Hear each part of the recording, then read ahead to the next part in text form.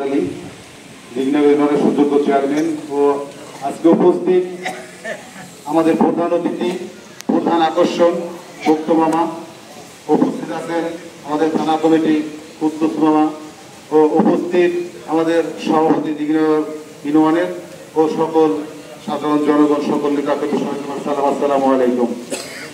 আমি সরকারের দিকে কথা বলবো।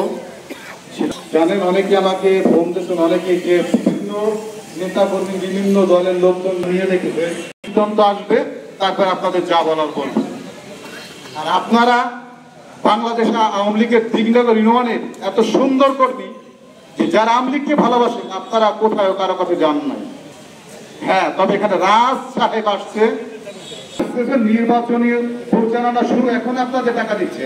আগে যদি দিতেন, জনগণকে ভালোবাসতেন, তা বলতাম যে না, আপনি জনপ্রতিনিধি বা জনগণকে ভালোবাসেন। আপনি আসছেন এখন ভোটের সময় আসছেন, মাসে টাকা পয়সা দিতেছেন। আর ওখানে কারা গেছে? আপনারা এত সুন্দর কর্মী, ওখানে কারা গেছে? আপনারা একটু বিশ্লেষণ করে দেখবেন যে কারা ওখানে গেছে। লোকগুলোই আছেন। আর রাজনৈতিক বা অন্য যারা আছে, তারা যদি আপনারা পকেটের টাকা দিয়েও যদি আপনারা তার নির্বাচন করেন, তারপরে ধরে নেবে যে টাকা জানি খাইয়েই মনে হয় অফিসের কাছে কথা সত্য কিনা বলবেন।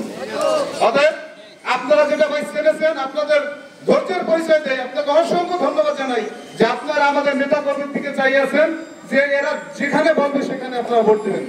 এর জন্য আজকে আপনাদের এই মিটিং থেকে আপনাদের অনেক ধন্যবাদ জানাই।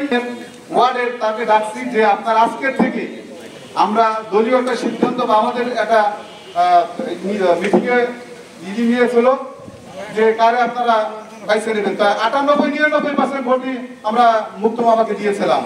অতএব আমাদের আওয়ামী লীগের কর্মী হচ্ছে, আমাদের আওয়ামী লীগের লিডার হচ্ছে মুক্ত মামা। এই নির্বাচনে আপনারা সকলে মুক্ত মামাকে ভোট দিবেন এবং মুক্ত মামার সাথে থাকবেন।